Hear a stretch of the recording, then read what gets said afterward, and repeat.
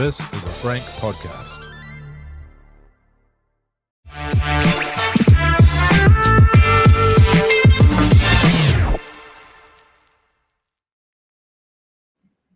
This Warriors Life Podcast 2026, episode 34, brought to you by Kingz Container Crew, Comfort Glaze, Retrofit, Window Glazing, and PlaceMakers.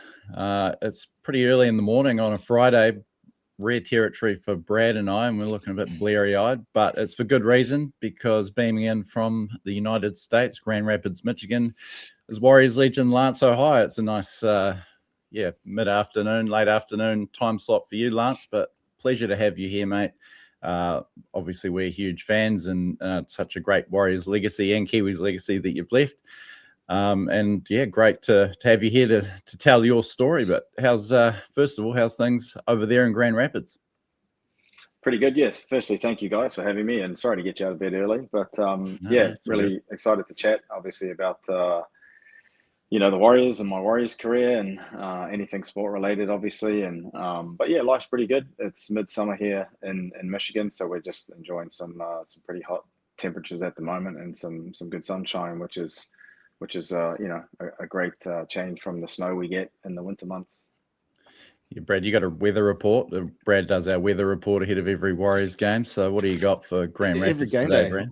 Right now, we looked up, it said 32, but Lance's saying 33 over there. So there's it's a bit mixed up. But yeah, 32 degrees and sunny, whereas I'm sitting in my shed in Dunedin. Mm-hmm. It's 8 degrees, freezing cold. We've got 3 heaters on, and you don't want to see below the camera line of what I'm wearing down there, trying to keep me warm. But what's your summer activities? What do you do for a bit of fun on the weekend, sunny days wise, Lance? Yeah, I do paddle boarding, so I do quite a bit of paddle boarding, mountain biking. I like to get out and run in the summer months. We obviously get a lot of snow here in the winter, so we're kind of cooped up indoors for probably a 3-month period where it's a little too frigid to get outside. Definitely December, January for sure. And then most of February, I'd say, is pretty cold and snowy. So in the summer months, I get out, I like to run, mountain bike a little bit and paddleboard. There's plenty of streams and rivers and freshwater lakes around. So that keeps me busy. Yeah, nice. So you're a rugby union coach at the university there, Lance. Yep. Is it a winter sport there, even though they're freezing their ass off for those winter months? Yes and no. So technically, we have two seasons. We have a 15 season and what we would call the fall. So we have a fall semester that starts in about 5 weeks. So middle of August, and then it's a 16-week semester. So we sort of go all the way through to December. And then we have a winter break for about a month. And then the spring semester starts mid-January. We go through to May. So we play sevens in the spring. So we have, 15 season and a break. And then sevens tournaments and 7 seasons in the spring. So that's, a full year of sport and coaching, which is a little bit unique. Most kind of sports have sort of one competition window. Like football, obviously, for instance, American football, they play through the fall. And then in the spring, there's not a lot of kind of competition happening. So, yeah, fairly busy academic year for us. And, the guys are pretty busy with study and obviously the training and games and travel we do. There's a few. Sorry. You go, mate. You go. How do you qualify for a rugby coach in America? Is it just because you know what rugby is, or do you know a little bit about rugby before league? Yeah, for sure. So I obviously grew up playing both. So I went to a pretty good rugby school in Hamilton, St Paul's Collegiate. So I got a rugby scholarship or a sports scholarship to go to St Paul's. So I played all through Roller Mills tournaments back in the day for North Waikato. Played Waikato under 13s, 14s, 15s, and 16s. So played some rugby union all through my high school years.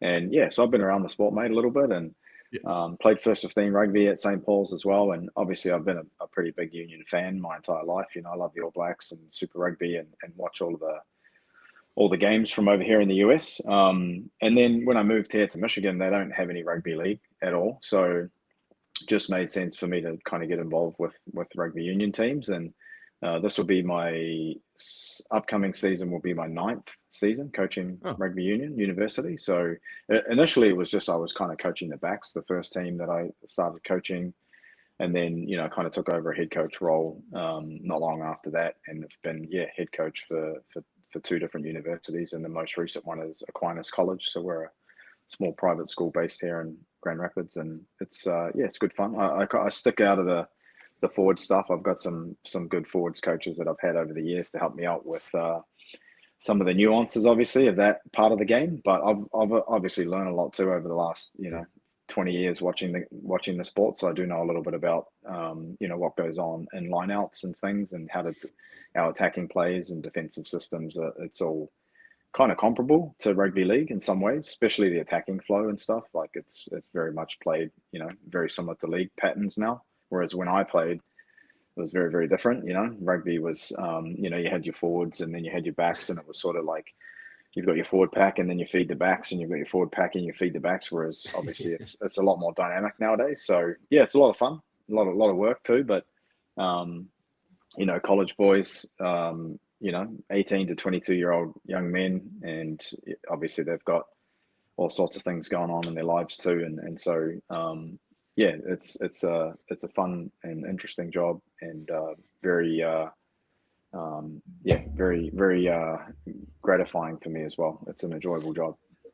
Do these young blokes that you're coaching realize that this bloke with a funny accent actually is a pretty big deal back where he's from?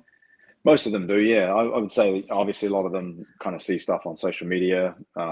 Quite a few of them follow me on social media as well, and the school does a lot of marketing around the coaches, and so they've done a few stories about me over the years. And yeah, it's known that I played professionally rugby league back in the day, and it's a good recruiting tool for us, obviously. So players are interested to come to a high quality team and get good coaching, and we have pretty high standards and expectations for our roster members, and that attracts some good quality young men too, which is great for us. Is it a state competition? So we have a conference basically. So there's a conference that we have, and it's quite a big footprint. So we've got teams that are 6-7 hours away from us, so we have quite a bit of driving to do. We just play sort of a home and away schedule, so we'll play home versus a team one year, and then we'll travel to them the next year. So it just kind of goes on that kind of cycle. But yeah, it's a big country, and some of our bus trips are pretty significant. We've had 7-8 hour bus trips, and they've done a lot of travel with the teams I've coached over the years, that's for sure. But most of the trips are sort of within about a 4-hour radius, which is good. And I know that's sort of half the country in New Zealand, but for us, you drive sort of 3 hours north and you're still in the same state. You can drive 6 hours north in Michigan and you're still in Michigan. So it's a bit of travel to do, but it's all good. If the university wants to chop up this episode and use it as a marketing tool, go for it. Come play some footy under this legend. But yeah, it must be a buzz for especially some. I know you got some Kiwi boys over there as well, so it must be a buzz for them.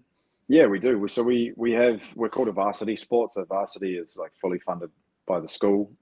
We have an operating budget, and we have athletic scholarships to offer, and my job's full time. So that kind of deems us a varsity sport. So there's club sport, which is student led and fun. You've got to fundraise money to operate. And then varsity is basically school-funded programs. So we're lucky. We're varsity, we're school-funded, and we can attract kids from all around the world. We've got a couple of Kiwis. We've got a boy from St Paul's that we recruited a couple of years ago from my last trip back home. We've got a Wanganui collegiate boy coming over this year, which we're excited about. We've got boys from Nudgee in Brisbane. I've got a couple lads from the UK.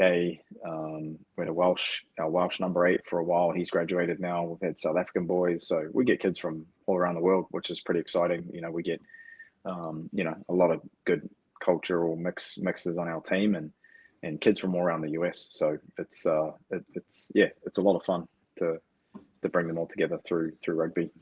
If you want to do next time you're over, if you want to do any more recruitment, pop down to the meeting, because I'm an assistant coach for my boys under 10 Green Island Bears team. If you want to just see what the wares are, see our old Brad goes running the side. I'll happily come over and sit 32 degrees for a 15-week season. No worries. I'll stick away from the 7s though, Lance. But 15 aside. Yes. That's in my wheelhouse, mate. 7s is probably not my preferred version of the sport, but 15s is traditional rugby, right? That's what we all would prefer to play all year round. But the seasonality isn't necessarily decided by us, and we're kind of forced to play sevens in the spring because that's what everybody else is doing. So we have a little bit of autonomy in what we can do in terms of if we wanted to play all year round, but it just probably becomes a little more work trying to find teams that are doing the same. Yeah. So sevens it's a brutal form of the sport. Obviously, it's long days. We play sort of 5 games in a day. The tournaments we travel to, we've got to travel decent distances to get there. The wins and losses, they happen pretty rapidly and quickly, and bounce of the ball, yellow card, one injury, the game just changes so quickly, and tactics aren't always necessarily what win your game. So 15's for me, mate. I prefer that too. Yeah, nice. Now, Lance, you were slated to be a rugby league coach at one stage, Austin Armadillos. What happened there? Were you going to be moving to Texas? Didn't quite get off the ground? No, so I mean, to be honest, I don't know where that came from. That was never something that I'd kind of talked about publicly. So it had to do with the NARL. So there was a competition that they were looking to start here, and there was a bunch of people involved, and there were some investors that were pretty keen on the situation, and so the plan was to start this competition, and there was a UK based guy who was kind of overseeing the majority of that, and we're all pretty keen. Like, we had some good coaches involved, ready to be a part of that kind of pilot competition, but I wasn't necessarily connected to Austin. Like, I hadn't committed to that, so I'm not sure where that came from officially, but it was this was during the COVID period too, so it was obviously a difficult time for sport and insurance. There was some talks, and the insurance policy had some issues. This is stuff that I had been told and why it fell apart, but essentially at the final hour, the insurance costs were just too significant for the competition to go ahead, so it kind of got canned. And then throughout that COVID period, there was it was just very challenging to try and get that back on track. So that's kind of where that came from. Yeah, because it was meant to be 10 teams from the States and 2 from Canada, correct? One being Toronto Wolfpack, which so one Toronto of us, Wolfpack team we should know. Yeah, they were kind of the names thrown around. Obviously, there was a New York team, there was Atlanta, there was Florida teams, there's some Californian teams. So there was, if the money was there and the investment was there and the right people were involved, then it could have done okay. But it's such a geographically, the US, it's just such a big country. It's really hard, like the travel and the time zones and the weather conditions and the time of year. And so we struggle with that, with the sport that I coach here, and just trying to get outside at certain times of year. And different parts of the country have completely different climates. So it's a challenging place to try and run a competition nationwide. It really is. So I would have loved for that to have gone ahead, and but unfortunately, it wasn't to be. Taking it right back, Lance, to Huntly and Waikato days. I want to give everyone a little bit of a history lesson, because you have quite the impressive bloodline. Through marriage, you're related to Brownie and George Parky, 1922 New Zealand Māori tourists and icons as far as those early days of New Zealand Māori Rugby League go. Brownie actually played for St George at one stage, so a bit of a pioneer. Your grandfather Rex and his brother Gordon, 1949 New Zealand Māori reps against Australia. Your dad Rex played for Waikato and a legendary coach locally. Your brother Tama, probably the best known of your brothers to play, Lion Red Cup mainstay back in the 90s. So, I guess it was always just bred into you. You're pretty aware of your rich family history and heritage, and that was almost a platform for you to go on to do what you did.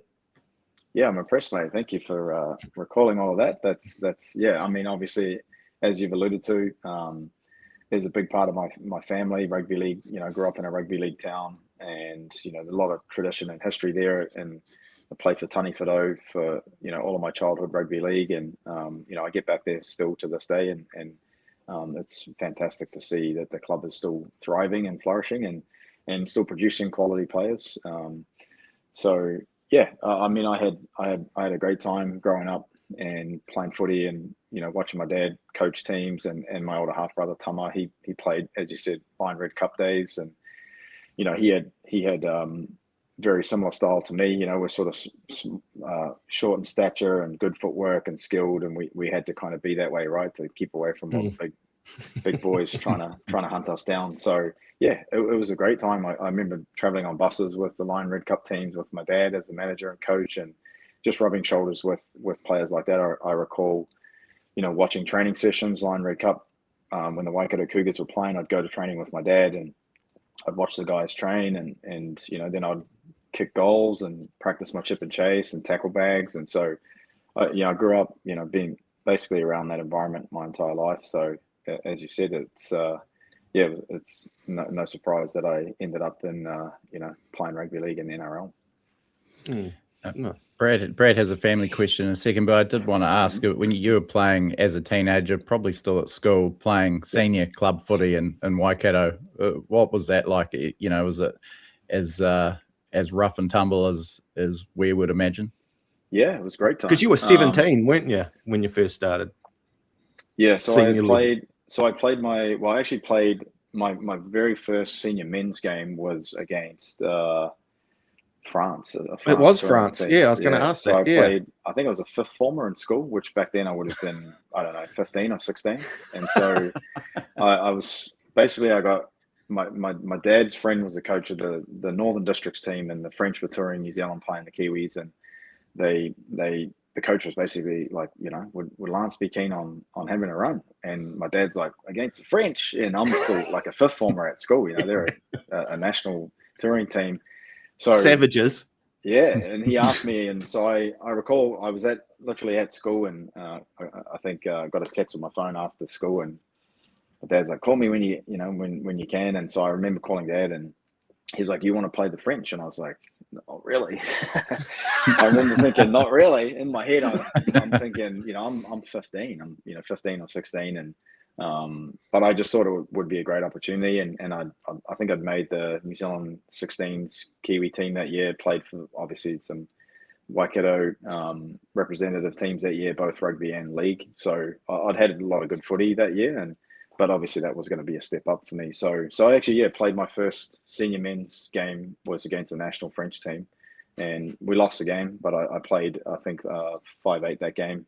I can't remember if I started or not, but I do recall playing a significant amount of the game, and then from that point on, I just kind of continued to play at a higher level than my age suggested. So played under 18 still, and then I did my ACL when I was 17, so I had take a bit of a break to recuperate. And then my last year in high school was playing Bartercard Cup, which was up in Auckland. So I was playing, when I was 18, I was playing Bartercard Cup for I think it was the back end of the season once my ACL rehabilitation had kind of concluded through, the start of the winter. Geez, 15 years old at 5'8" against the French. Did you have any meat on your bones? Because usually that sort of build comes a little bit later in a child's growth. Mean, I still don't, I was, probably 70, maybe 70 kgs or so at the time. Did they run traffic at you all day? I wasn't, I would assume so. I remember the next day going to school, and I think I had a black eye, and everyone was like, what happened? So, I think it was probably 70, 75 kgs maybe at most. Wow. And I wasn't lifting weights or anything at the time, but I was pretty athletic. I had, I'd as I said, been training my entire life, as a league player and a footy player and an athlete. I did track and field and athletics and swimming and softball and everything under the sun. So, I enjoyed the challenge, and it was a fun experience. And my headmaster at the time, actually, who was a staunch rugby union man, and was a little bit reluctant to let me play because I was kind of starring in the first 15 at the time. So, but he came to the game and let me. I had to get a day off school because it was a midweek game, and it was a Wednesday, I believe, and so it was a midweek Wednesday game against the French. Yeah, he came and watched the game, and take a day off school and we'll keep it quiet and. Everyone's going to know now, but he was a fantastic supporter of me and my family, and I still I still keep in touch with him to this day. Steve Cole was his name, and I believe he's at Kelston right now. I think he's headmaster at Kelston Boys, and he's been a headmaster around the world. He was in Ireland for a while when I was over there in the UK. he was at St Kennigan's for a little bit. So yeah, great man, and yeah, big supporter of mine, and I always appreciated that. Nice. Trace has got a question, Brad. A viewer question already. Have we already gone into the viewer question? It's actually, this viewer is my wife, Lance. All right. And she's wanting to know if you have an uncle called Chief that built the second best, helped build the second best covered stadium in New Zealand. Chief What's his first Hohaia. name? Chief Don't Hohaia. know. Chief Hohaia from Huntley, I steel know that worker. there's. He reckoned it was your uncle anyway. Told her for weeks that your uncle. I mean, he's probably not a close family member, but he's got the same last name, doesn't he? So he does, and he's from related. Huntley. He's probably related somehow. Yeah, that's what I thought. I thought it was an uncle, but I haven't as met opposed him, to an uncle. put it that way. Right. Oh, Trace is going to be disappointed. Chief was lying to him the whole time. Yeah, and Chief might be a nickname, or is that his proper name? It's definitely a nickname. He's a Yeah. steel worker. He done all the steel work here. Mrs. Okay. was property managing all the boys from Huntley and Auckland. She looked after the flats that all the lads I'd were have to staying ask in. my dad. He'd know if he was or not. He's the man that would be able to verify that or not. Yes. I'm But sure I probably they all need a first name. came out of the woodwork once you started making it in the big time, claiming you. Yeah, that happens. But heading back to the end 2002, you're obviously scouted by the Warriors as a very young man, still only 18 when you made your NRL debut. It must have, and the Warriors, suddenly a credible footy team with a bunch of stars. Must have, I guess, came a bit earlier than you would have thought. The NRL debut, a couple of injuries, and suddenly you're thrust into the first grade team alongside Stacey Jones. Yeah, definitely did. I'd been a part of the academy system for a couple of years, since the age of 16. So I signed on as an academy player soon after that French game. To be honest, it was probably around the same time. So I was an academy player. I was spending some time up there, sort of 2-3 days a week at the Warriors HQ. And then my last year in high school, actually, I was really spending a lot more time there. So I was in the academy team. I was playing Bartercard Cup, and I was actually training on a Tuesday every day during the season with the first grade team when I was still in school.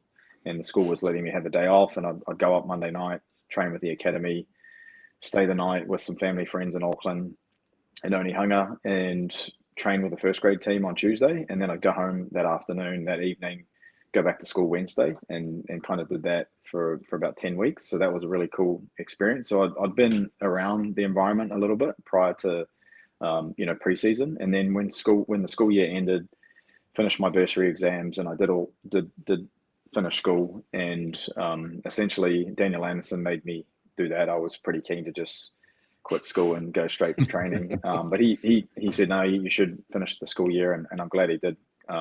If he had said, we want you today, here's some money, come and train, I probably would have said yes. But I'm glad I did. And my parents encouraged me to stay at school too, to finish the school year.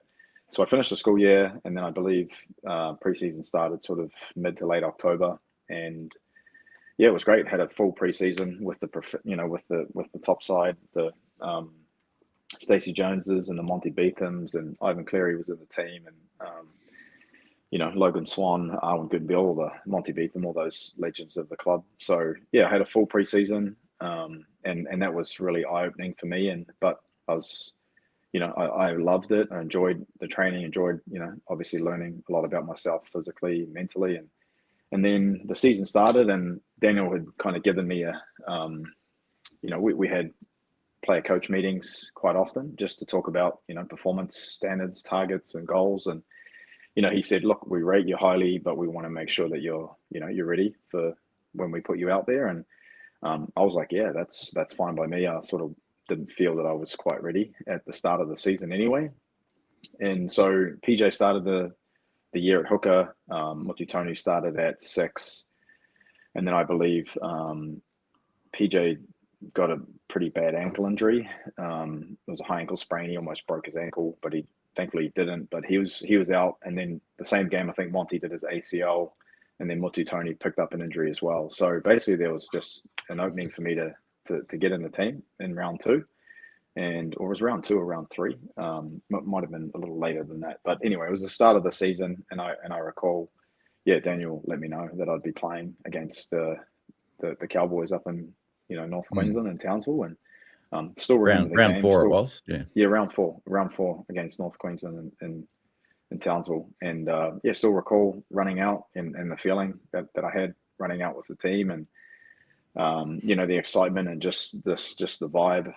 And I love playing up in Townsville. It's always a great spot to play. It's always really hot and humid, but the fans are fantastic, and obviously they love their footy up there, and they're just mad about the Cowboys. So it was always a good game, and it was a great time. Obviously, always good to look back and reminisce on that. But it was the start of my journey, and I was pretty thankful for that.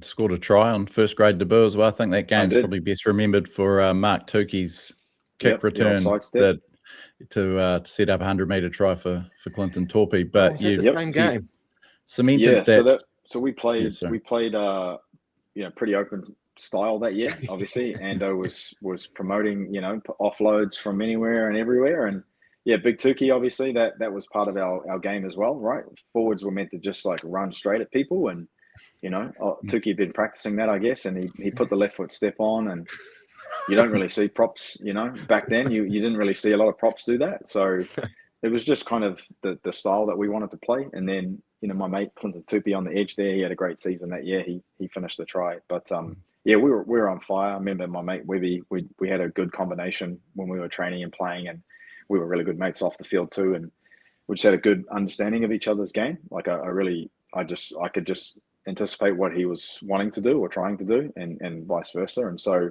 he was the one that set me up for that try. I knew that he was going to basically play overs, which is trying to beat somebody and get to my defender and hit me on a short ball, punching through on the outside of that second defender who was in front of me. So Webby's electric. He's got good footwork and speed, and he could beat whoever's in front of him pretty quickly. And so he did that, got to my defender, and that defender turned in on Webby, so he gave me the short ball through some space.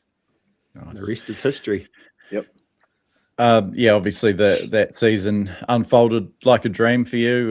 You're a Dally M Rookie of the Year contender. I think Matty Utah ended up I got second. scooping that award. But on the eve of the finals, you'd played 5/8 just about all season, and then on the eve of the finals, back to the bench. Was that hard to navigate, I guess, psychologically for a young guy that had any setbacks? A little bit. I think I don't know. I can recall at the time, I was probably enjoying myself a little bit off the field too much. And I think that was part of the reason for him, putting me on the bench. And to be honest, we all were. It was a great time off the field at the time. And I just think part of it was just to do with the maturity and the balance within the team too. I think, Motu was a pretty level-headed guy. He'd played finals footy the year before, the first year that they played in 2001. And then he, in his mind, wanted to alleviate some pressure on me. But I was keen to play whatever role he needed me to play. And I kind of took that attitude into any games that I was playing for the team. So it was all good. What are your memories of that 2002 grand final? Obviously, you're warming the bench for the most part of it, and I guess the atmosphere, the build up, the aftermath, the feeling of defeat. But you're only a 19-year-old kid, probably happy to be there, whereas some of your teammates are probably realizing what a big deal it is to have missed that opportunity. Yeah, I would say I was absolutely just happy to be there, and I think because I was the youngest in the team, there wasn't a huge amount of expectation placed on my shoulders, which is a good thing. And I do recall it was a fantastic week. We spent the full week over in Sydney, and they do the grand final breakfast and everything during the week. And there's obviously a lot of promotional work to do for the game, and obviously a lot of expectation around what the game's going to be and how it's going to be played. And it was awesome week, and I do recall running out that tunnel the first before kickoff, and just the sea of people and the noise and the crowd, and pretty amazing feeling to be a part of that. And as you said, disappointing to lose, but I think after the season, we kind of recollected our thoughts, it was a fantastic year for the club, and it was a something that we all still look back on now with a lot of pride, and like to think that it's helped kind of pave the way for the club to this day to continue to push for being in grand finals. You must have thought it was easy getting in a grand final in your first year. You thought, oh, this is awesome. Sure. This is how footy's going to be, and it wasn't until your last game that you played at another grand final for them. Yep, for sure. A long time between drinks. We had, I was getting, so my contractor was, I won't divulge the financial details, but so I had a base contract, and then I would get a win bonus and an appearance fee bonus as well. So if I made the team, I got a bonus. If we won the game, I got another bonus on top of that. So, I think I played 24 games and we won 22 of those games that I played. So it was a great year financially too. And we had a great time, and the roller coaster, that season it was such a ride, going back to New Zealand after the grand final. Yes, it was disappointing to lose the game, but just to see the joy that it brought to people was really awesome. And even now, people still talk about that game and what it means to them, and to be able to watch the team. So that's something that we never took for granted as players. I always understood that what the game meant to our fans and to people watching, and that's a really cool part now, especially now that I'm retired, to be able to reminisce and be a fan myself.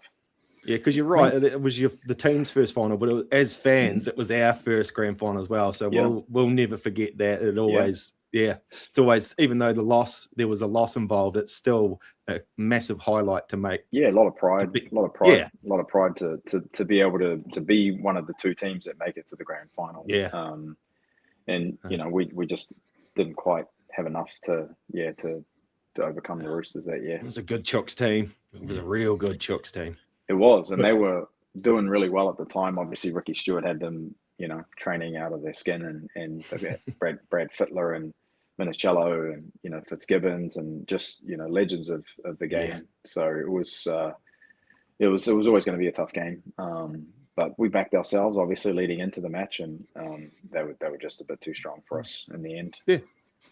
When did the win bonus go out of vogue in the NRL? I remember talking to some of the Broncos after that season. I think. Yeah, really. Yeah.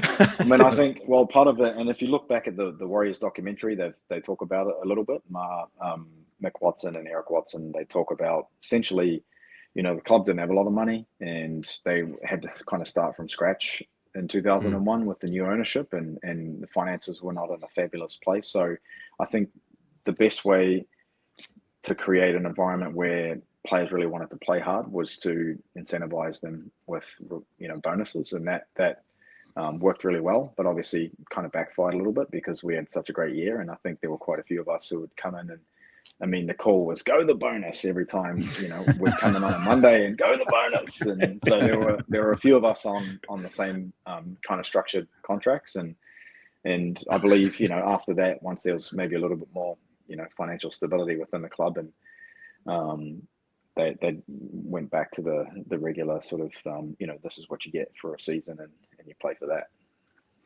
You kind of understand it being, it does seem a bit antiquated now because players have got different financial motivations. Obviously, everyone wants to win. I'm sure you're not thinking about the extra cash when the game's on the line, but it is quite an interesting dynamic when some players are on, big contracts and no bonuses, whereas you're probably on a minimal contract and really wanting that little extra bit on top.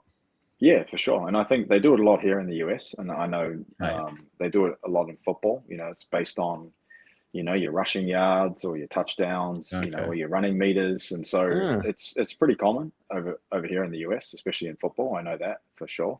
And I think it's a great incentive for players, to perform and push themselves, and play with injuries and things like that. But, that's all part and parcel of the game too, though. And I think I would prefer to know what my salary is going to be for a full year. Would not have to, because I mean, what happens if you get injured in the first game and you're out for 6 months? Then it kind of works against you. So the security is I think everybody would choose the security over bonuses, over a lower base pay and bonus structure.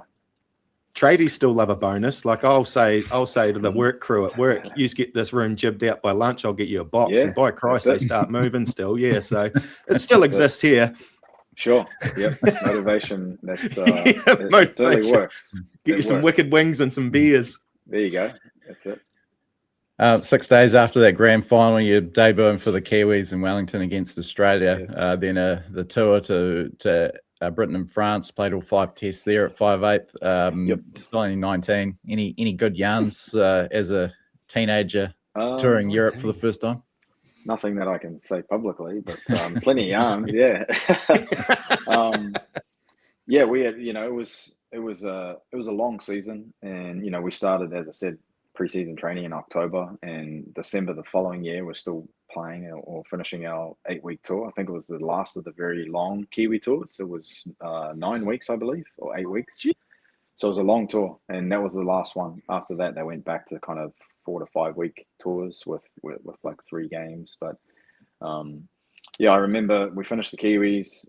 We finished our Warriors season. We had a few team drinks for a couple of days, maybe a week, and we went to Queenstown that year. Maybe a week. Spent some time down there for a couple of days. We raised a bit of money. I actually bumped into you in Queenstown while you were on that trip. Yeah. So we were all used to go cut there to bits in a liquor store. I bumped into not you. us. Yeah. Probably drinking orange juice. Or maybe it was me cut to bits in a liquor store buying durries, but it was someone anyway. But yeah, I did see you one. Was that every year, was it? So it might. We not used have to been go that every year. So that year I went. I don't actually know. I don't know if I went to the Queenstown that year, because most of the Kiwis guys had to go straight to Wellington for the test. So I've only really ever had 1 or 2, post-season trips. But one of them was 2 of them went to Queenstown. One of them was to Ely Beach.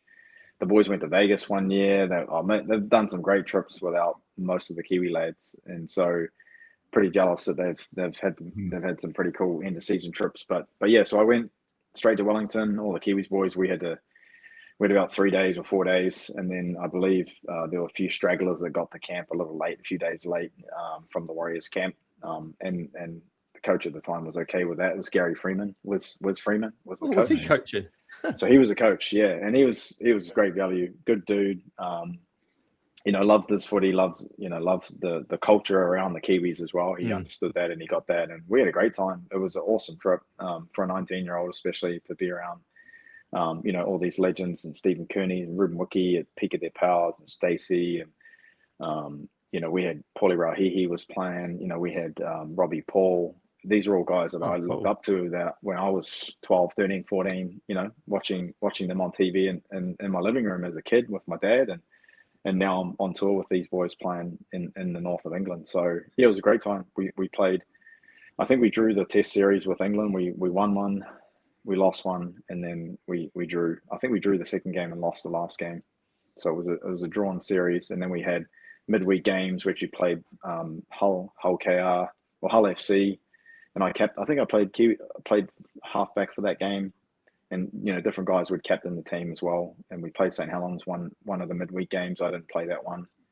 I was playing in the test team, so I didn't have to play, but I did play the Hull FC game at the Boulevard there, the old Hull FC Boulevard, and I remember this as a bit of a yarn. So I remember getting there, and it's just like this, basically an old school, middle of winter, very basic rugby league stadium in the north of England. And so I got there, I was like, man, this place is rough. And so we got into the changing rooms, and it was just like, cold and wet and dreary, and it was just like blowing a gale. And then we went into the changing room, and it was like, basically it was just like the whole thing had been hosed down from like the roof all the way down to the ground. They do that. It was saturated, the whole room, and we were just like, what the F is going on here? So we were pretty annoyed about that, obviously. And yeah, we get to this, and just like everything's just wet, like all the seats, the floor, and everything's just dripping. And so it was obviously a bit of a ploy for them to try and disrupt our preparation, which, whatever. So we still won the game. As I said, I played halfback, and I set up a try, scored a try, kicked most of my goals, I think, that game. And had an Australian, Paul Anderson, playing for them, and he was playing prop. And I remember he went for a drop kick at like 65 meters. I'm like, what the hell is going on? And he just about got it. 65-meter drop goal. Paul I forget his name.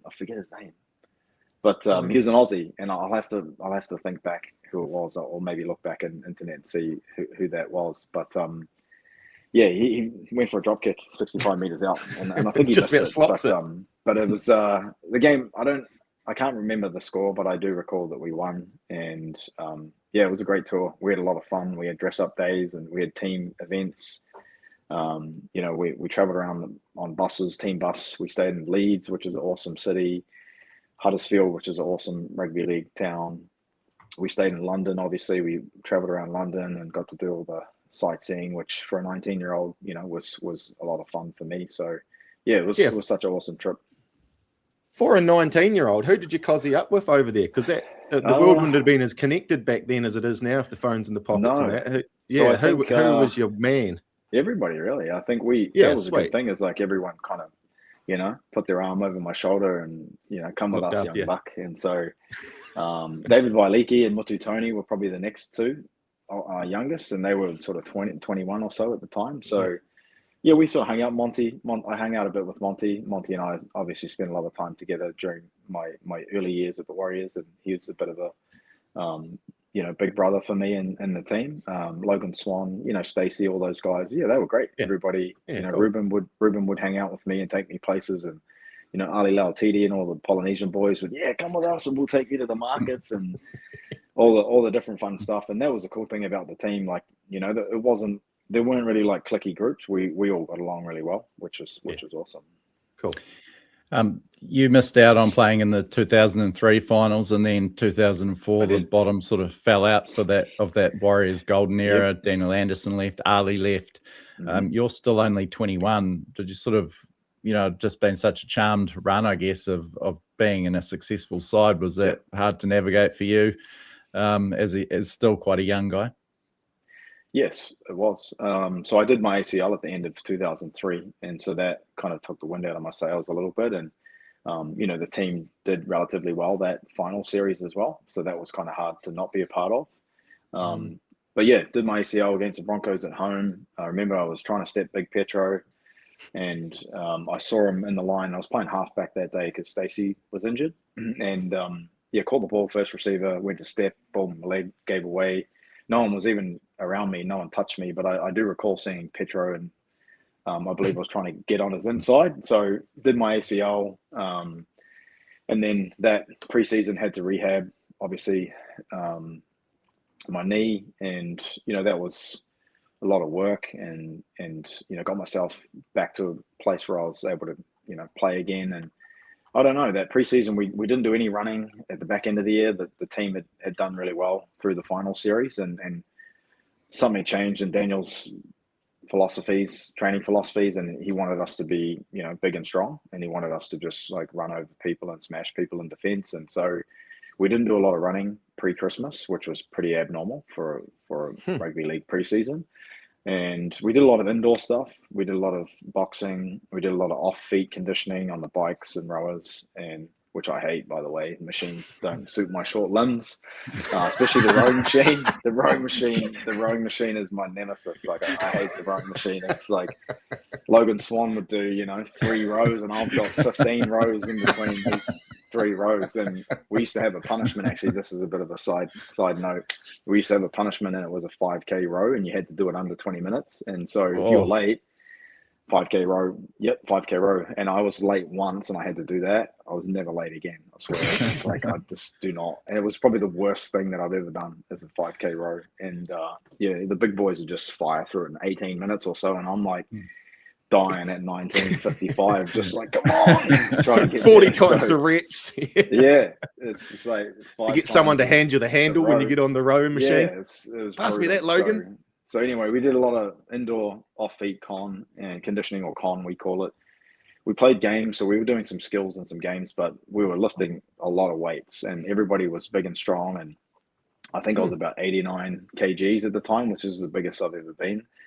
and I was benching 150 kgs for 3 reps, so I was strong for my size. You know, we were throwing some weights around, and I was, as I said, I was like 90 kgs, and I was, you know, a little Bulgarian weightlifter basically. So we had Precious all of McKenzie. us. We were all just massive and strong, and we were throwing huge numbers in the gym, and so, you know, we got to the start of the season, and you know, it's well documented. We didn't start very well, and so we were just gone. We were gassed after about a 30-minute period, and we were just basically, you know, running out of steam pretty quickly, and teams would just, you know, beat us pretty convincingly in the back end of the game. And yeah, that was quite noticeable, like that we were just really struggling with our fitness. And at that point, when the season started, there's really no way to catch up on the fitness that you maybe haven't done enough of. So yeah, there's a lot of internal turmoil. There's, you know,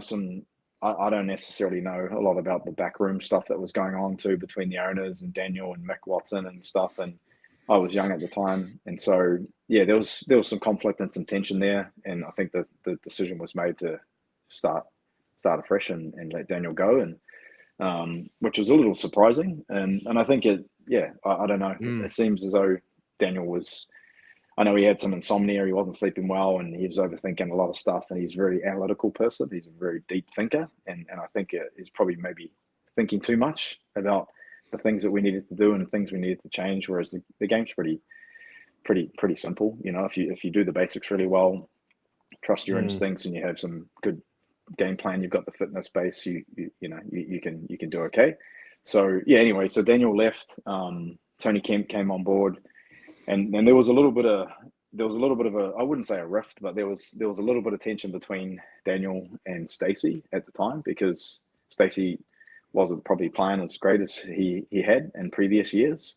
And so Daniel switched us. So he put me at 7 and he put Stacey at 6 for one game. And I forget which game it was. And everybody was kind of like, what? Like, you're going to put Lance ahead of Stacey? And so that was like hard for me, because Stacey's like my mate and somebody that I looked up to. And it felt probably like, at the time, it just felt like maybe a little bit disrespectful to do that. Especially the way that he was playing. I don't think he was playing terrible. I think Daniel was just looking for something to change. And, trying to a catalyst for change. And anyway, so that happened, and that didn't sort of go over too well with, you know, Stacey and some of the other senior guys. And it wasn't really directed at me. I was just there to do my job, and you know, Daniel asked me to play that role, so that's what I was going to do. But so I think some of that stuff, you know, was going on in the background as well. But you know, the change was made, and yeah, 2014 was pretty bad year for us. Not a lot really changed through the back end of the year with Tony Kemp. And then the funny thing was the opposite happened the following preseason. So we did so much running. That I was basically a middle distance runner in the following preseason. So I went from about 89 kgs to about 81 kgs in the following December. Yeah. So we did a lot of running. And we went from, you know, Kiwis campaign 2005, which we did pretty well. 2004, I didn't play. So 2004 preseason, we came back and Tony Kemp was like, right, get ready, boys. We're going to change our body shapes. And so we did. We were training out at, what's the one out in Waikato Stadium there? So we were training out west, because there was like some stuff happening at Ericsson Stadium at the time, Go Media, what it's called now. There was some renovations happening at Mount Smart, the old Mount Smart. So we had to train out in the West Auckland, which was terrible because we all lived in town and we had to travel out there each day. But it was, that was the worst preseason I ever had, 2005. It was so much running. It was bloody Kiwi. Yeah, it was brutal. And we were doing, like, in the gym, we were doing like down, one, down, like all together. Whatever you're lifting on, whatever you're doing in the gym, if you're doing squat or you're doing bench or you're doing pull downs, like you had to do it like military style, like with the rhythm of the counting. And poor guys are doing like squats, and you can't do the same rhythm as.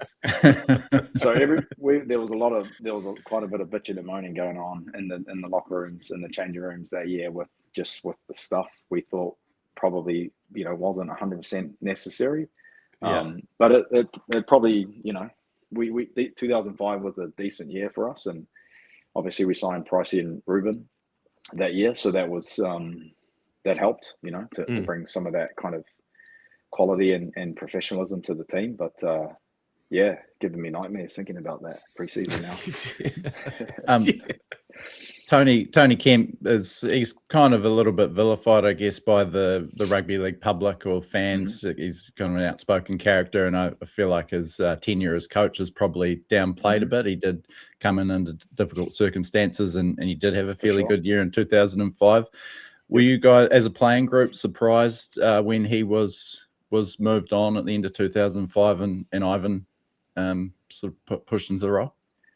Yeah, I mean, I guess it wasn't super surprising. I think, the way that obviously Daniel left the club, Kempy was an interim coach. I don't think he was promised a head coach position. And I do believe that, Ivan obviously was waiting in the wings a little bit, I would say. Ivan had been a part of the team. He'd moved to the coaching staff, and that 2005 preseason that I referenced, he was awesome that year. Like, I really got along well with Ivan, and we had a lot of good, honest conversations over the years, which were very healthy. And he challenged me a lot, which I really appreciated. And he was a big catalyst for the way that we attacked that year, and the way that the style that we were playing. And Kevin Campion basically oversaw all of our defence and the standards that we set for the team defensively. And Kempy was, sort of there, of course, and managing a lot of different stuff. But I would say the 2005, Campo and Ivan had a big imprint on the team, and so just made a lot of sense for me to provide that platform for Ivan. 2006, Ivan takes over. Jerome Rapati is put in at 5'8". Grant Ravelli kind of comes from nowhere to play halfback. You're playing Bartercard Cup for a couple of months and sort of returned to first grade from the bench and played a bit of centre at the back end of the year. At the end of the year, you're kind of just about the only member of that 2002 grand final team left at the club. Talk us through your mindset during that time. Must have felt like a bit of a crossroads for you. Yes, definitely. I think 2006, 2007 were definitely years that I probably wasn't super happy just in my own life. I wasn't sure, what position I wanted to play, whether or not I should leave, whether I wanted to stay in Auckland, whether I wanted to leave. And I had opportunities to leave. And, there were obviously rumors around about, teams that I was allegedly going to. And but Ivan and I always had a pretty upfront and honest relationship. And, I think, he had Grant Ravelli. He'd coached the Roosters for, I think, 2 years. I think he had a gap between when he retired. He went to the Roosters and they won a reserve grade championship with the Roosters, and Grant Ravelli was his halfback. So he obviously knew a lot about Ravs. I think, we kind of needed, some direction in our halves. And, Ivan thought that Grant Ravelli was going to provide that for the team. And, and I think he really liked the way that Jerome played the role, and Jerome was a great player. He was very skillful. He could play, very much like myself. He could play in multiple positions, and fullback and centre and wing and 5'8", and you'd probably throw him at hooker and he could do well there too. So it was always going to be challenging to make the team. There's talented players in the squad, and so I wasn't kicking stones or anything. It was just probably more so that I wasn't really doing enough, and I wasn't really training as well as I should have been. And also some of that was just the dynamics of the team too. Like Ivan was like, mate, I kind of don't know where to play you. I'm not sure what you want to play. I'm not sure what is best for the team just yet. And I think I just need a bit of time to figure that out. And in the meantime, we've got guys that can step into positions that I know they can play. And so that was kind of the conversation in 2006 and 2007, and the team started to progress and progressively get better, and we were doing pretty well. So then it became a little bit harder to make the team. And then, so that was kind of like the 2006-07 period. And I'd say it was the preseason before 2008 where I really made a decision like, do I want to stay in New Zealand? Do I want to stay at the Warriors, or do I want to go? And so I made the decision to stay, and that was pre-2008. And so obviously 2008 through the back end of my Warriors career was arguably the best years I had. So I was pretty happy that I decided to stay. So you talked to me for the big league interview about this, but just quite serendipitous, I guess. You were at that crossroads. You made the decision to stay, buckled down with your training, and suddenly Wade McKinnon, the superstar of 2007, is out long term. Aidan Kirk gets injured after round one, and then you sort of almost fell into the fullback role by accident. Yes, I did. And so, as you said, a lot of that came from, a decision that was made by myself. I quit drinking for a period of time, which I believe was about a 3 to 6 month period. I think it was like basically the whole, start of preseason. And I just really wanted to focus on my health and, eating organic food and making sure that I was sleeping well, and just didn't want to leave any stone unturned with my preparation. So obviously the coaches noticed that as well. And I had my best preseason in terms of I didn't have a lot of injuries to worry about because I hadn't played a huge amount, and I'd been physically feeling pretty good leading into preseason. And I didn't play Kiwis that year as well, which was probably one of 2 years that I didn't play over the 11 years that I was in the NRL. So it gave me a chance to just focus on the Warriors, focus on my body, focus on my fitness. And so, obviously, unfortunately, Waikato got injured in our last trial, and I saw that happen. It was literally right in front of me, and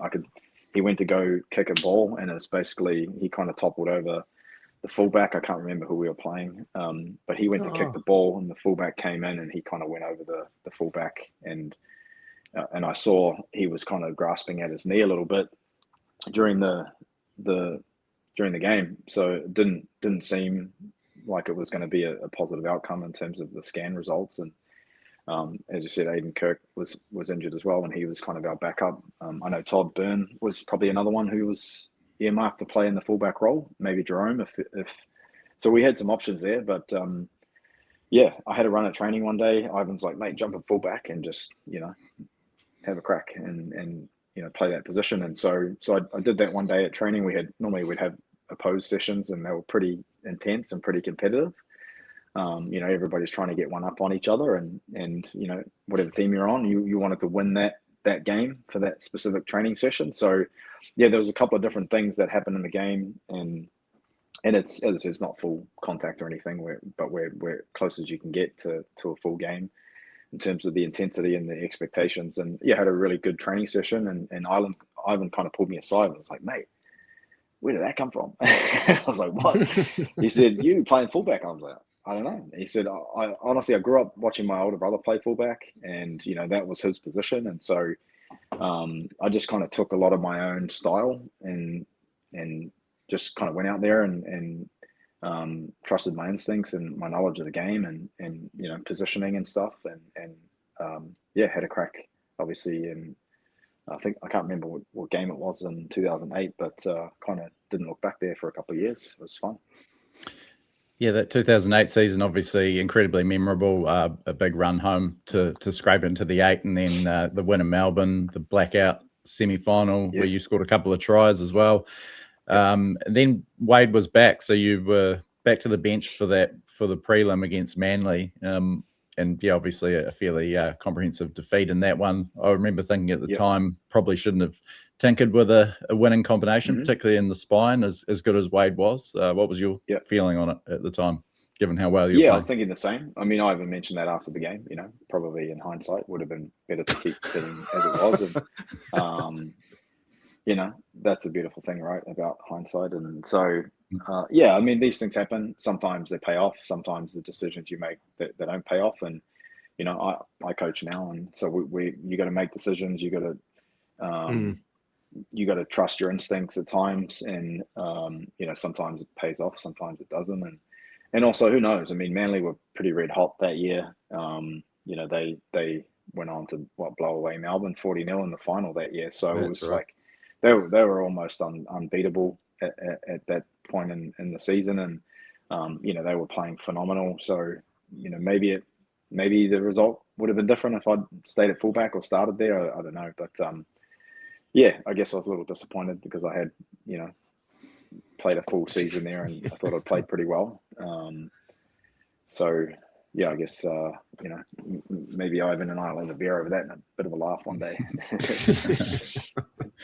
That sort of led in, that great season at fullback though led into grabbing that vacant New Zealand #1 jersey for the World Cup, and obviously what a memorable campaign that was. Started a run of 17 consecutive tests. You played at fullback, despite not always being the Warriors fullback. 2 tries in that World Cup final. I was there that night. I'd only just moved to Brisbane, and just what a memorable occasion it was. An incredible game, incredible win. You got the penalty try and another try. That is that sort of the pinnacle, I guess, looking back as an event. Yeah, for sure. That's the greatest accomplishment of my career thus far, and I think the what it meant to our nation and rugby league in general, and the feeling that I still have today about that evening, and it's just so awesome to be a part of that. It was a special time in my career, and a special time in the history of rugby league in New Zealand, and so it was great to be a part of that. And the aftermath, and even the 2, 3, 4 years after that, there were still people wanting hugs and photos and reminiscing and buying drinks. I don't think I bought a drink for about 2 years, so that was those are the perks you get. It was great time.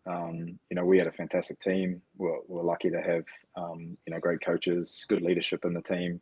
We had a good mixture of youth and experience within the squad too, and thankfully, I think at the time we had majority of our strike weapons and top players available for that tournament, so that'll help as well. The 28 tests for the Kiwis, that's a lot of tests for the Kiwis, isn't it? Where does that rank you on? Is that up there, Will, in terms of? I think it's definitely in the top 25% or so. I mean, we don't play a lot in the season. I know the All Blacks play kind of 15 in a year. We play some years, if it's a Tri-Nations year, we maybe play 4. I don't even think they do the Anzac test anymore, but typically there'd be an Anzac test at the start of the year, and then anywhere from 2 to 5 at the end of the year, and max. So that would be even in a World Cup year, you're only playing 5 or 6. So 28's a lot, and I think pretty proud to represent the Kiwis that many times, and each time in each series and each tournament that I played was an awesome experience. Despite not always winning. I know Tri-Nations 2005, World Cup obviously, and then the 4 Nations. Those were the big ones. So pretty awesome to be a part of those. Yeah, one of the few to get 3 wins over Australia in your career. The 2005, I think, maybe the win in Sydney. You played halfback, and that final, and then repeated it. I think he had another great game at fullback at Suncorp in the 2010 4 Nations final. Another memorable one, getting the award over Billy Slater. Yes, I think so. 2005, I played hooker, and then I did actually get hurt in the first game in Sydney. And then 2008 played fullback. 2010 played fullback as well. So it was great to be a part of those. Playing alongside guys like Benji and Big Manu and Simon Mannering, my teammates from the Warriors. It was we played a lot of footy together. Over that sort of 5-year period between 2007, where we'd gone. I think we had a pretty poor 2007. I did actually play for the Kiwis in 2007. We went to the UK, and I think we lost 3-0 to England, which was not a great tour. And so we had a bit of a change in coaching staff at that point. Gary Kemble was the coach, and with all due respect to Gary, he's probably just a little bit out of his depth in terms of a few different things with the game. And the leadership guys kind of talked about the World Cup, and that we probably need to make some changes, and also within the team too, internally, in our attitude and behaviors, and our training ethics and all that stuff. We had to look at everything, and I'm glad we did, because it paid off for 2008. Remind me again, who was the World Cup coach?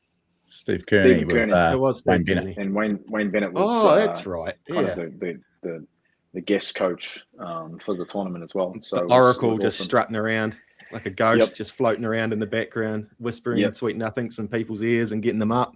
Good. Oh, I remember that now. Yeah, Uncle Wayne, he's good value. Uncle Wayne. Great value. I bet. He's got a few nephews too. Yeah. Boys used to give him a hard time, and he had a great. I don't know. You've probably seen more of it now. I think 15, 20 years ago, he was pretty stoic. He didn't like to give away too much to the media, but I think you've seen a little bit more of his humor, his sense of humor in the last sort of 10, 15 years. But yeah, we obviously knew he was a great guy. We had a lot of fun. We had a lot of jokes with him. The boys used to give him some shit, and he would give it back. And boys used to call him coat hanger or long neck. And when we, he used to sit down the back of the bus with the boys and have a laugh and joke around. And he was great value. He was awesome to have on that tour. 2009, heading into that year, New Zealand Rugby League's on such a high. The Warriors are flying. Kiwis won a World Cup for the first time. Sonny Fire's death obviously touched everyone at the club so deeply. Talked to a lot of former players and coaches, people around the club from that time. It must have been, most people their first time dealing with that sort of loss in their life as well. Michael Luck talked to me about, it's almost a miracle the team managed to, hold it together at all. What are your memories of that time? Yeah. I think, obviously it was just a really difficult period to work. Like, what do we do?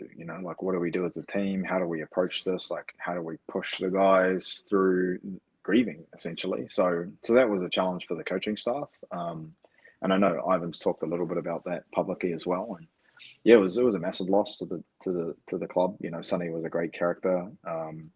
He was a very bright prospect for the club, and I think just because of the person he was, he was such a bright spark and always full of laughter, and he was just a big kid basically, and so that was a big loss for us, and it was obviously super unexpected for us to have to go through that at the start of the year, and for that to be kind of the first day of preseason. That was our first day of preseason. So he went missing the night before preseason started, and so we all report back to training for preseason, ready for a new year, and the news is that Sonny's missing. And so that was a really tough start emotionally to the year, and I think as things kind of progressed through the season, we really used it as a way to kind of galvanize us and play for a cause, which was play for Sonny and his remembrance. So yeah, there was a lot of stuff that we did that year that was for him. 2010, you're back after a year as being a bit of a Mr. Fix-It and off the bench with Wade back. You thrust back into the fullback role and just about had a better year again in 2010. There's a couple of particular moments that I want to pick your brain on. Now, Kevin Locke, that memorable match winner in Christchurch. Everyone, it's the sort of peak of his career, probably the greatest buzzer beater in Premiership history. So much courage bent around the goalpost. It was actually you that put the grubber in, the all or nothing play. It's not your fault. Do you feel like you don't get enough credit for laying that one on? No, well, I mean, I put the first kick through. He put the second one through for himself to then score. So, but that was the plan. It was, the option was to put it in the air and have a crack in the air. But I saw some space behind the defensive line, and I saw, I think it was Minicello was back deeper than he should have been, probably, in my opinion. So I put the ball in behind the line, and I knew Nobby, Kevin Locke was on the inside. He was always trailing there, as good fullbacks do, or he might have been playing wing. I can't remember if he was playing wing on that day or not. But yeah, I kind of could anticipate and see him out the corner of my eye.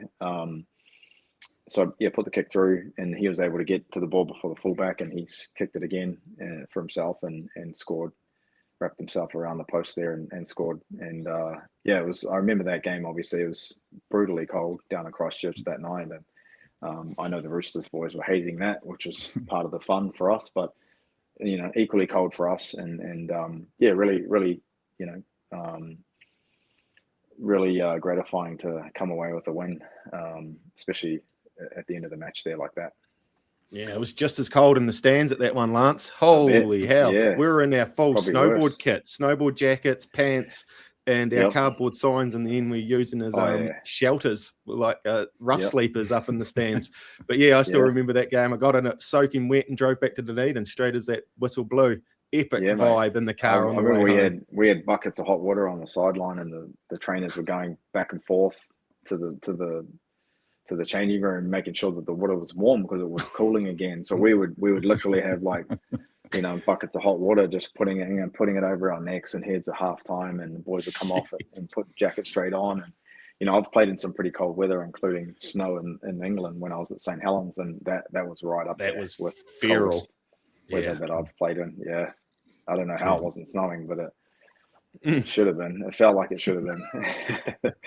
I don't think there was much, in the air, precipitation in the air, but the coldness was right.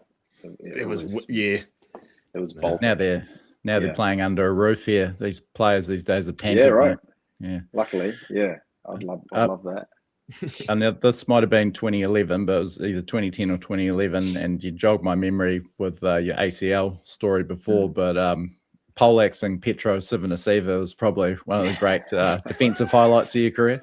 Yeah.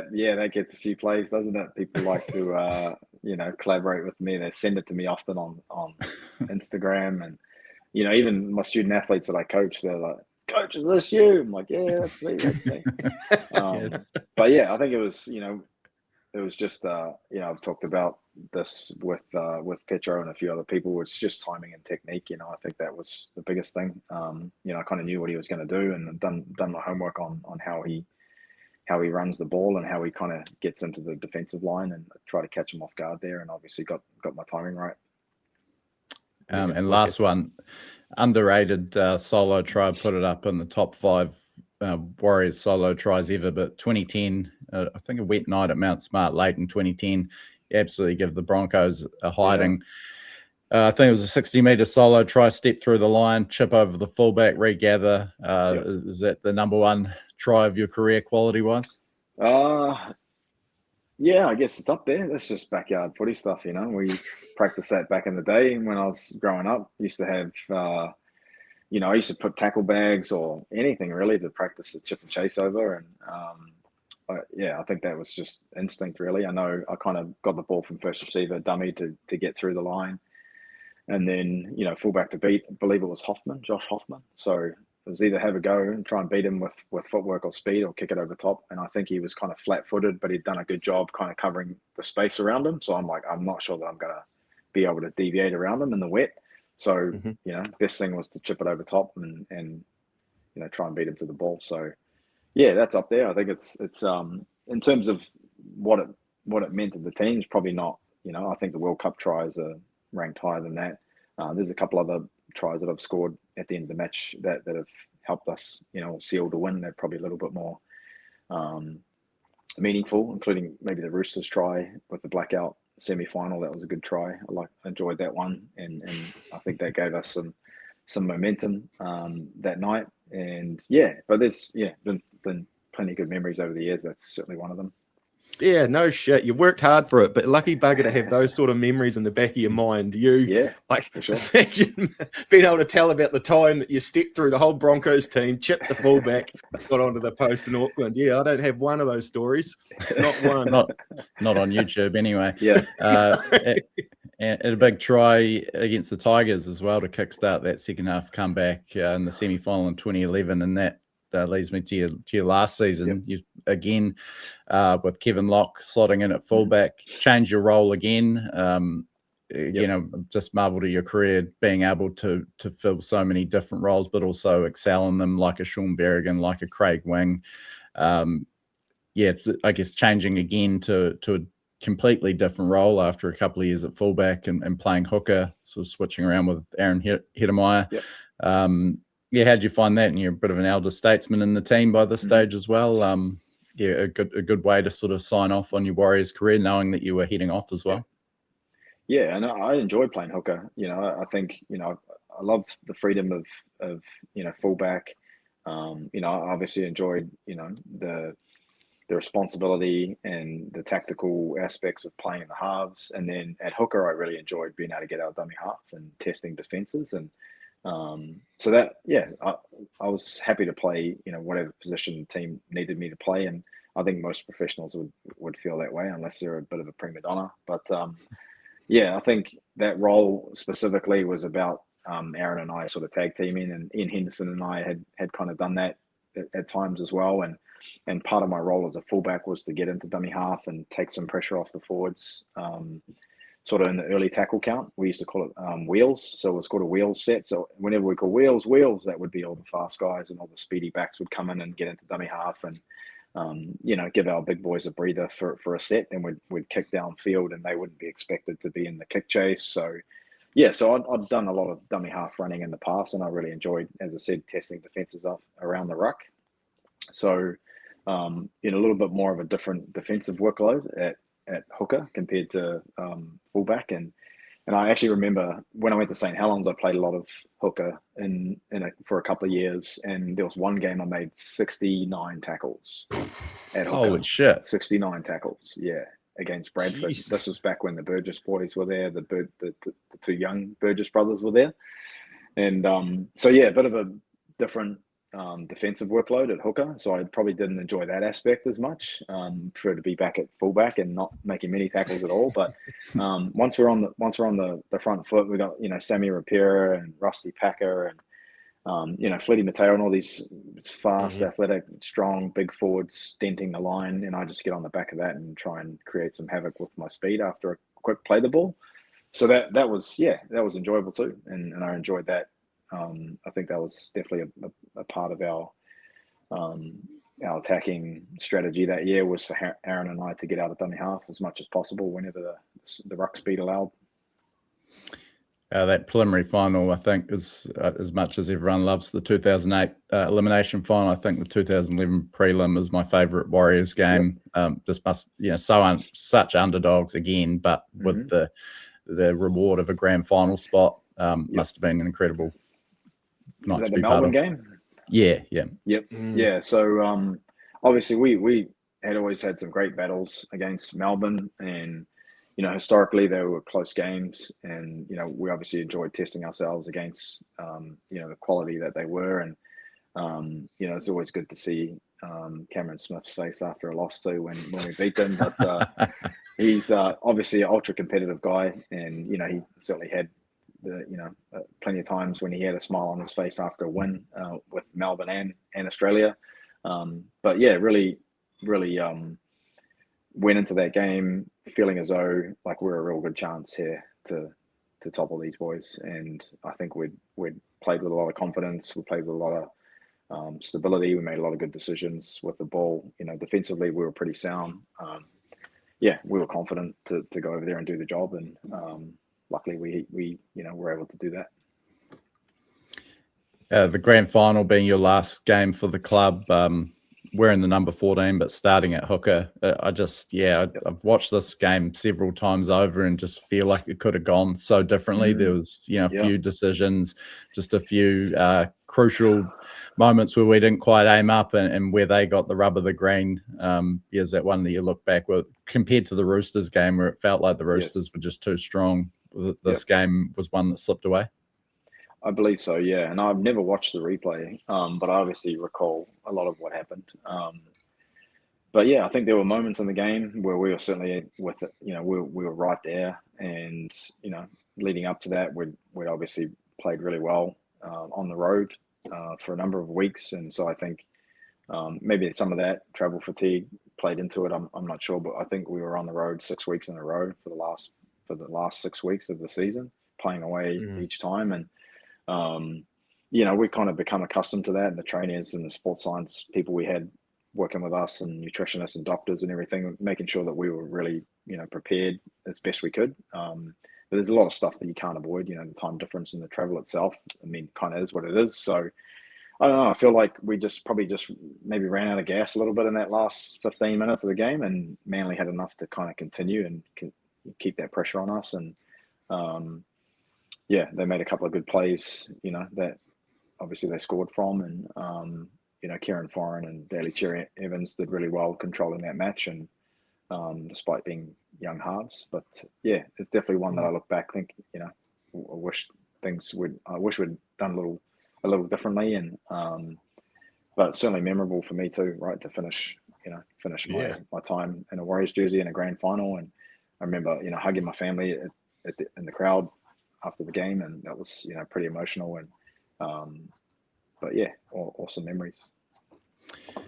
The stint at St Helens, pretty decorated stint there, and obviously with a very strong club finish. Well, won a grand final there, but obviously soured a bit by the Ben Flower incident, which you had sort of long running ramifications and forced you into retirement, and then a pretty acrimonious split with St Helens in the end. Is that period? Have you sort of made peace with that now, a decade on, and been able to look back with some fonder memories? Yeah, for sure. I think obviously, I really enjoyed, my time in the UK, despite, as you said, the kind of ending of my career there. And, both my kids were born there. I had a lot of great memories living in the UK, traveling around Europe, obviously playing for such a great club, all the different stadiums. And I think I've talked recently about on my own Instagram, just the unique fan experience of the UK fans, the rugby league fans, and the singing and I'll experience that playing for the Kiwis as well, being over there. But to have your own fans singing for you, and I remember people singing about there's only one Lance Hohaia, there's a whole crowd singing this stuff, and it's like cool. It's pretty cool to be on the field when people are chanting and singing about you. During a game, especially if you're playing well and your team's winning. It's like, those are awesome experiences that I'll always look back on and think, man, that was pretty cool. So as I said, my kids were born there. We have great friends. I had some great mates on the team that were from the UK, and still keep in touch with a lot of those boys now. And at some point, I'd like to go back, show my boys where they were born and spend some time there. And sure, the grand final stuff was a little soured with what happened, but it's in the past, in my opinion. And still got the grand final ring, and it's over in my cupboard right now. And so that's pretty cool to have one of those. And life experience, mate. So everything's all gravy at this point in time. Nice. Yeah, it's probably time to let you go, Lance, and Brad's got to get to work. But I got some gym showers to re-silicon. That sounds like fun on a Friday, on my hands and knees in a gym shower. I'm going to end up pregnant. Lucky it's Friday. I did want to ask you though, Lance, how much of the current NRL do you get to watch? And obviously, I'm sure you're following the Warriors' progress as well as they're doing at the moment pretty closely. Yeah, I watch a lot of highlights. I don't get a lot of full game stuff. More often than not, the games are sort of middle of the night here, so I don't watch them live. And then typically when I get up in the morning and start scrolling or looking at the app, or watch all the highlights. But I keep up to date with everything, and obviously, cheering the boys on from afar, and I hope they do really well this year. And I'll be back home in January, so I hope to catch up with everybody at that point. And but I'd like to see them. Win an NRL grand final this year. So I don't want to put too much pressure on them, but I think they're looking pretty good at this stage of the year, which is great. And I'm excited. I'm excited to see what they can do in the finals this year. Have you been down to any of the Vegas games? I have. Yep. So I was there the year the Warriors played 2 years ago, and I've been every year. The first 3 years I went every year, and then last year I had to skip it because the rugby team that I coached, we had a tournament in Florida that kind of clashed, so I wasn't able to go to the last one. But I went to the first three and caught up with the Warriors boys and Stacey and the coaches and everything that year they played, which was pretty cool to watch them play live. Yeah, rad. And I'll be there again in February next year, so that's always kind of on my annual agenda. Who's there next year? Have they named it? They have. I know the Bulldogs are there. Melbourne. I can't remember who the other. Melbourne's there. And Parramatta. There's two others. Yeah, Parramatta. Parramatta. Are the Titans there? Yeah, Tigers is one team that has to miss out. And then there's two UK teams. Oh, the two. So the year that I went, when the Warriors were there, the Wigan was there, and all the Wigan supporters were like getting into me. I'm like, but they were good. They were all good. Obviously, it's a lot of people, have a lot of time for, and seeing everybody out on the strip in Vegas there was really cool.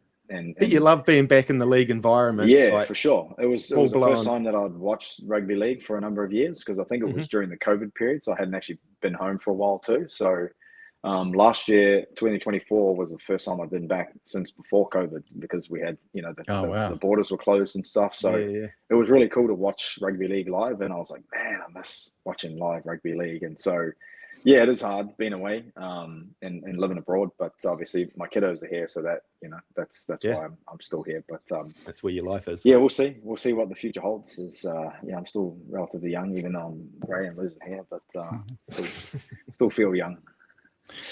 You have to enjoy your time back coming up, but you have to time another trip back for a PlaceMakers Warriors Legends lunch. It's a great time with I'm sure plenty of your old mates, and it's a great time. Yeah, I miss a lot of those. I was actually back the last time I was back 24, where they had the Warriors Old Boys game.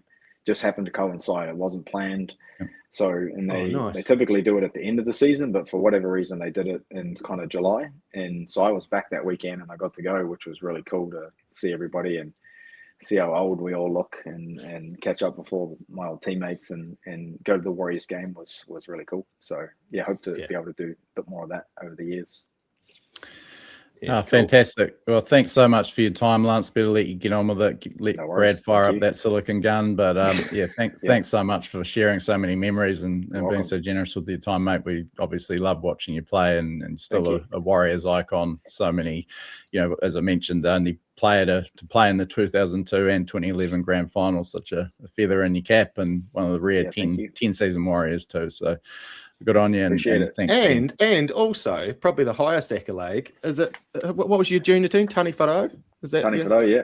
Yeah. The what is it? You were their best player in their first 70 years of the club's existence. Probably the highest accolade. You probably hold that higher than any other accolade you got. That one there. That would be a ripper. Loves it, that's for sure. He's a Tani Wharo man through and through. So yeah, very proud to have that accolade too. But thank you for your time too. It's been great to reminisce, and thanks for the invitation. Thanks, bro. Our pleasure, mate. And another accolade, actually, and probably what led to you us putting as a PlaceMakers Warriors Legion profile and getting you on today is your Di Henwood's favourite as well. So I hope you enjoyed this episode, Di. Yeah, thanks, Di. Good. Hopefully get to catch up with him soon too. I know he's a good man. I've spent a lot of time with him at Warriors after matches over the years. So yeah, awesome. He's a good dude.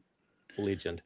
Fantastic. I hope you enjoy. I'm sure everyone else has enjoyed watching that this one, and we'll catch everyone else back live for Teamless Tuesday. Until then, look after yourselves and each other.